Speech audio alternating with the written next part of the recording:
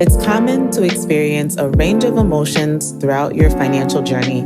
Depending on your circumstances, you may feel anxious, stressed, fearful, or guilty. At other times, you could feel empowered, hopeful, or at peace. What you feel could be just as complex as what you're going through. I'm your host, Melissa Mazard. Tune into Financial Feels as my guests share their personal stories with money, the lessons they've learned, and the emotions they felt along the way.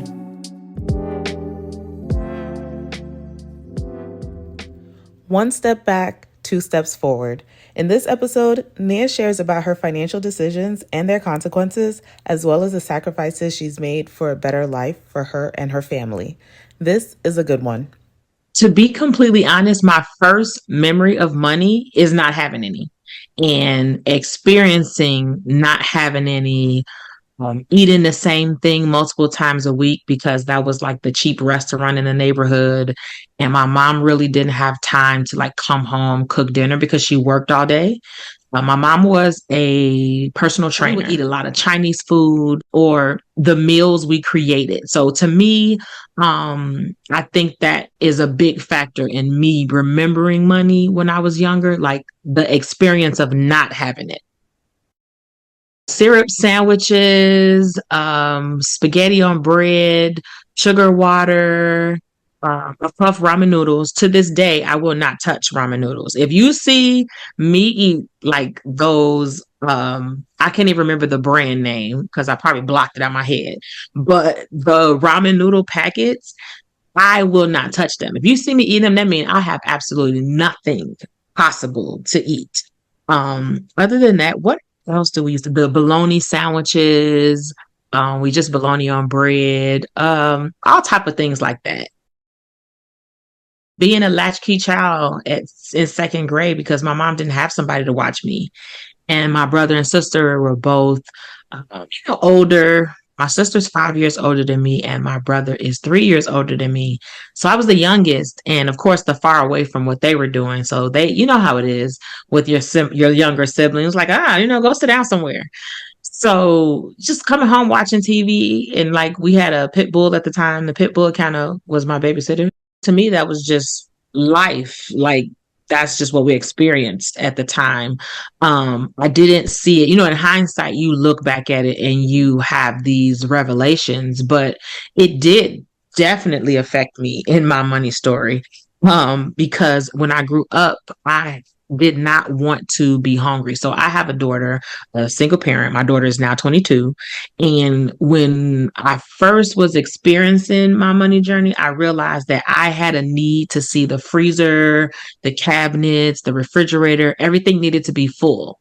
Now, again, I'm a single parent to one child. So why I needed all the cabinets, all the like everything had to be full. And I had a sense of happiness, I think, like when I looked in the freezer and it was full, because I felt like, okay, that's good. Like, you're supposed to have a full cabinet, but it's like, why? Because this is money honestly going to waste because it's only two of us. Freezer burn, canned goods going bad. That is what I eventually saw. But of course, it still took a while for me to realize that that was a result of me in my head saying, like, my daughter's not going to be hungry like I was. Like, she's not going to be worrying where her next meal was. She's not going to have to experience, bare cabinets and having to create meals to eat. So in school, I was more so a higher achiever in school. Like I was always the top of the class. I've always been very smart and intelligent when it comes to like books. I have an excellent memory as well. So that's always helped me in school. So academically, I excelled. I would say as far as maybe socially, it affected me because, you didn't have all of the, new shoes and new clothes coming out. Like I wasn't the fashionista of elementary school. I didn't grow up with a low self-esteem or have any type of self-esteem issues, but it definitely fueled me striving for more. And I would say it caused me to want to escape, like to want to live a different life. I didn't have a life that I was envisioning at that time, but it was just like, this is not it. I grew up in, and I guess you would call an urban area where most people around me were urban and it wasn't really an affluent neighborhood. Of course, gang violence, people getting killed in front of my house, all types of things like that. So it wasn't that I had an idea, like maybe from TV shows, but I don't recall like envisioning the new life, just knowing that I didn't want to be there. I became a habitual runaway. That was my way to escape. The police would pick you up and they really would be returning you back to your parent. And then you would go through and you would talk to social workers and things like that. And ask you like, how you feel. And they would ask you about home. So you would go through the standard test. But I think because I didn't have any like pressing issues to them, it's like, well, yeah, send her back home. I stayed in school. Like, so that's where I always would get picked up at because I didn't stop going to school because I enjoyed school. I like going to school. I like learning. I'm a nerd at heart. That's why when I go travel, I go and learn about the culture and the economy. I want to know what's the imports, what's the exports. Like, that's not the typical tourist that's, going on a trip. So I'm a nerd at heart. I never missed a day of school. And nobody at school would really know like what's going on other than like the administration. I feel like they did ask questions and things like that, but they probably couldn't figure it out because my mom wasn't like abusing or, she was actually at the time busting her butt. It was just more so me being younger, I think. And you know how it is, especially as you approach your teenage years. And it's like parents just don't understand. She doesn't know, but she was really honestly at the time, as a parent now, I look at she was out there busting her butt, grinding all the gears that she can grind to actually provide for me at the time. But I just didn't see it that way. My first job was at the age of 15. I worked at a restaurant called Little Buster's. I had a work permit, so I only could work 20 hours a week at $5.15 an hour. And by that time, I was long gone from home. I wasn't at home. I left, like officially left home and didn't go back like probably at 13. And where I was staying, I kind of had to pay rent. I can't remember how much I had to give, but I had to give a portion of it every week to where I was staying to kind of, cover my room and board, so to speak. Being that I was out on my own, I was responsible for all whatever lab fees or book fees or anything like that arise at school. It was my responsibility to pay. I was not the typical high school student. Like while other people were just, oh my God, da da da. I was out here literally trying to have to pay my way. Since I started working as far as like what I thought of for future plans, at that point, I believe that's when I really started to make plans and started because as you're in high school and you start to learn and you start to have those conversations about, okay, well, what do you want to be when you grow up? Or what do you want to major in college? And, you get a guidance counselor in high school, still an honor student. I was in the honors program all 4 years of high school. I took AP English, AP History, still excelling academically. So you start to get those questions, especially as you get teachers that see the potential. They knew how smart I was. I had one teacher, he drove me all the way to Springfield because I won a speech contest. He wanted me to have the opportunity to compete at the national level, and he knew that I would never be able to go. So he drove me down there, gave me my own room separate from him to make sure that there was no, miscommunication. So you would see teachers who really love what they did and saw your potential. So I believe that pushed me to start to develop plans and say like, okay, you need to figure out something like, what are you going to do when high school ends? Like, what then? So that's when I started to develop. Like, I did want to go to college, which I did. I did attend college. I didn't do it traditionally, but I did have plans to go to college. And originally, I wanted to be a lawyer. When I started to approach 18, knowing that I wanted to be a lawyer, one of the first things I did is I enrolled in the College Excel program. So essentially started taking college courses, I believe like junior year of high school, and you get college credit. So by the time that you graduate from high school, you essentially almost have an associate's if you don't have it already. I did that to start taking classes and start learning law and taking some of the gen ed classes and things like that. And I determined I did not like law school. It was extremely boring. I could barely sit through the classes. And I was like, and I have to do this and then go to a school all about law. I'm like, this is not going to work. I was speaking with a friend and we were going to go to the Air Force on the buddy system. Well, I had a huge pivot when I became pregnant at 17 myself. So I became pregnant at 17. So just to put a timeline, my high school senior prom was May 9th. My daughter was born May 31st, and my graduation was June 6th. So graduating high school, I was at my prom 9 months pregnant. I had to check myself out of the hospital against medical advice in order to return to school and take my final exams. Otherwise, I would not have graduated from high school. Now I have a child that has to be, cared for. I took maybe the summer off and then started college in the fall, but I only went for one semester before I couldn't continue anymore because life was lifing. It took me a total of about 17 years to finish my college education, from having to start and stop, being a parent, having to obtain jobs to make sure that the bills were paid and not being able to focus on, getting my education. I graduated from high school in 2001. I obtained my MBA in finance January 2017. So, okay, I'm sorry, 16 years. I've worked at pretty much a lot of jobs. I've worked at Foot Locker, Old Navy, Victoria's Secret. I've stood outside, like worked for Greenpeace, where they stand outside and canvas and ask individuals to sign up and give their credit card information on the side of the sidewalk to donate to their cause. I've worked for an ambulance company in the insurance department. I have worked at a hospital, at a doctor's office. I was a mail carrier for the U.S. Postal Service for almost 8 years, working outside in the elements in Chicago, Illinois, where they get all the elements. So I have worked the jobs. Now I feel like there's a lot more opportunities. Growing up, we were taught and experienced that you needed an education in order to make more money. I had to work the jobs that I could because I couldn't get the higher paying jobs at the time.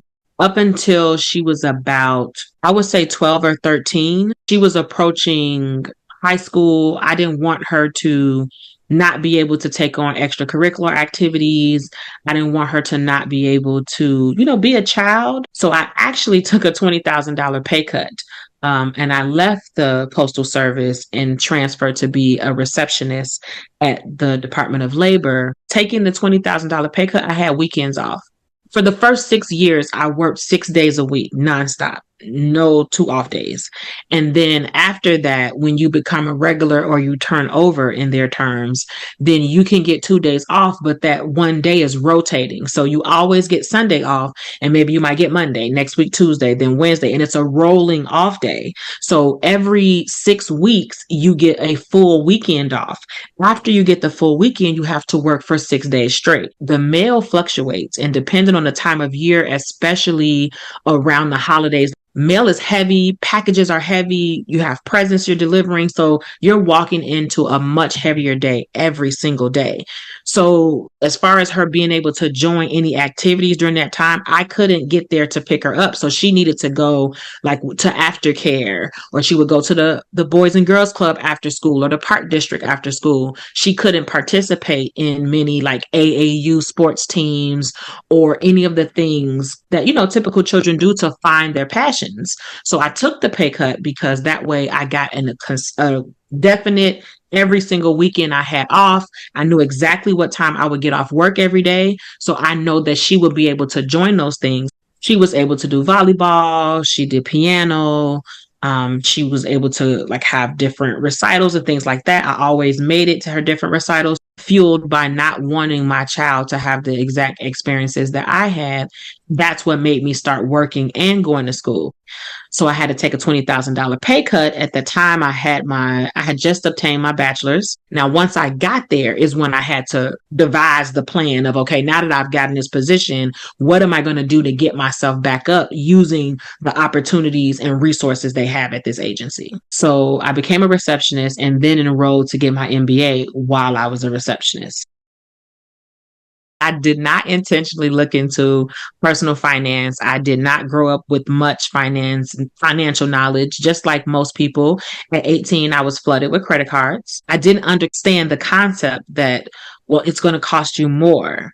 I was infatuated or I guess you could say, just obsessed with the fact so I can buy something now, but no cash leaves my pocket right now. I just didn't understand it. So I signed up for credit cards and maxed them out and ended up getting judgments on my credit. They took me to court because they wanted their money back.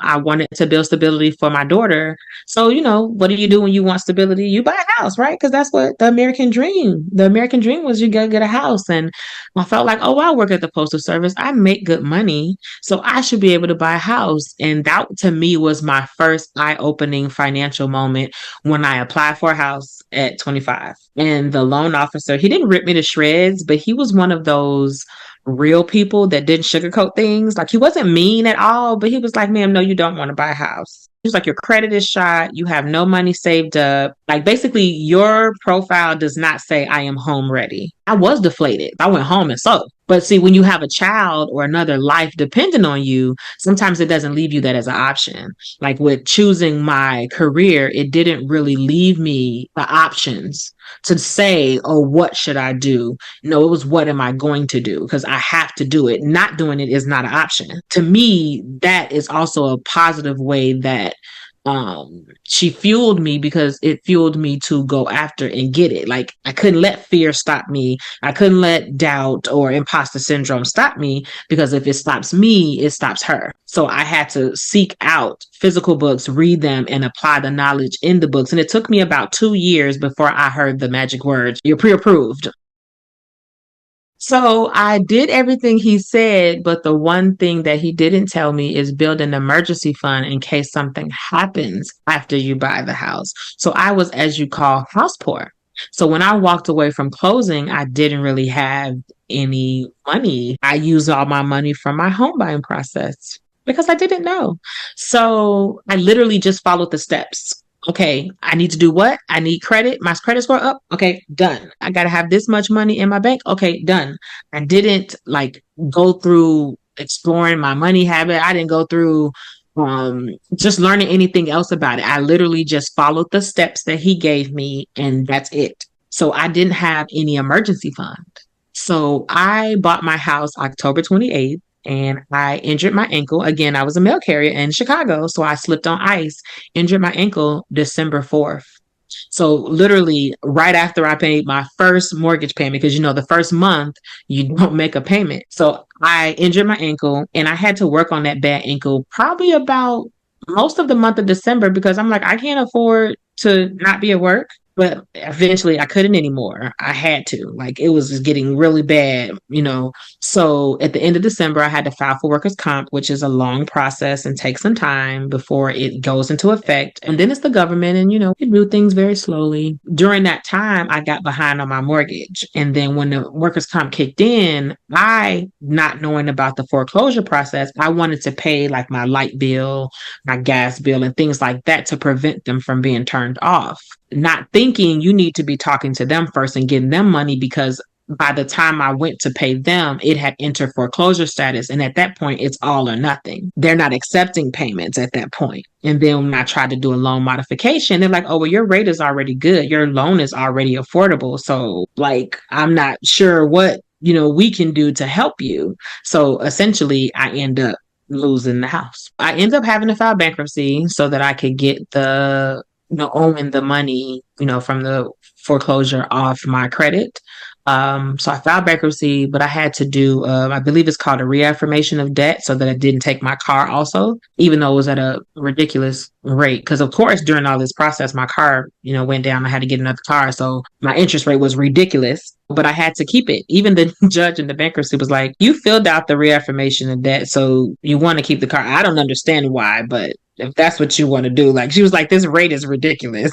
So did that, and then I had to go through the steps again. I had to learn about like really budgeting, and I moved down into like a 1-bedroom condo, and I made like my daughter's bedroom the living room, and to minimize all of my things so that I could build back up essentially and get to, I guess, a new normal. So at this point, my daughter is like a freshman in high school. And so I just started again, but I learned more this time. I learned about budgeting, emergency funds, saving, debt repayment, things like that. My journey into finance started when I started as the receptionist at DOL, specifically the Employee Benefits Security Administration. They deal with retirement income. And so learning about retirement income and the insides and outsides of a plan is what inspired me to say, oh, because I had no clue. At this point, by the time I transferred there, I had already worked for the government for 8 years. And I was not managing my 401k, which we call a TSP. I was not doing anything to it. The money was just going into the basic fund that they sent it into. I had no clue. So learning that, and then they gave us trainings and different things like in investing. And it's like, that's what started to open my mind to know like, oh, like it's a whole new world out here.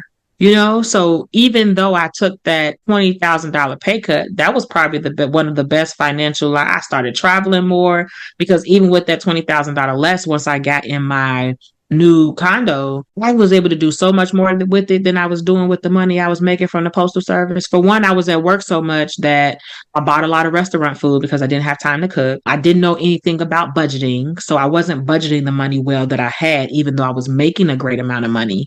So getting down to that $20,000, that was one of the things that really sparked it. And that's one of the reasons why I got the MBA in finance, because now my new interest for money was sparked. Like, oh, you can do that?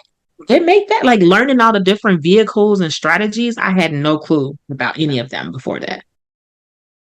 Call myself the Money Moves Motivator because I find that a lot of people, when it comes to talking about money, they find it boring. They don't find it exciting. But I feel like it's because it's typically not presented in such a relatable format. A lot of times people use high level language. They don't really understand.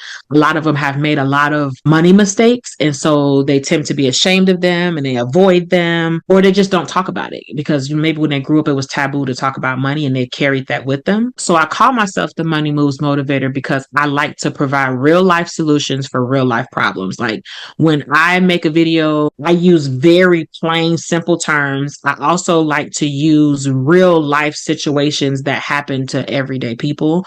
And when I do any type of talk or bring someone, it's just a conversation. I want to make money talks normal. So I motivate people because they start to see things differently, to help them start to see it from a different angle and motivate them to actually start making money moves, which is also why my business is called Perspectives.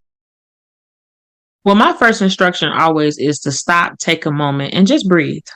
Just for that moment, focus on breathing in and breathing out. And that is it. A lot of times the overwhelm and everything can really get to you. Secondly, I would say to be okay with the fact that you're not where you think you're supposed to be. It's okay. You're right where you're supposed to be. And there's a reason for it that you may not understand right now. You may not realize it, but 3-5 years down the line, you're going to realize that's exactly where you were supposed to be. And so just take your time, work through it at your pace, and find things that work for you. Don't just follow all the advice that you see around. Do what works for you because personal finance is personal. My most recent book, Budgets, Mindsets, and Money Moves, I'm actually giving it away for free. Just pay shipping at thefreemoneybook.com. Very simple. But if you really want to find me, you can go to my website, which is www.perspectiveschange.com. Or you can find me on any social media platform at Money Perspectives. I enjoy sharing it. Originally, I was ashamed, about like sharing it, but now it's more so like to let people know everybody has a story and nobody got it right the first time. This is so true. We have all made financial mistakes. It's a part of life and nothing we should be ashamed of. Thank you, Nia, for sharing your stories of life lessons and for the work you do to help shift others' money perspectives.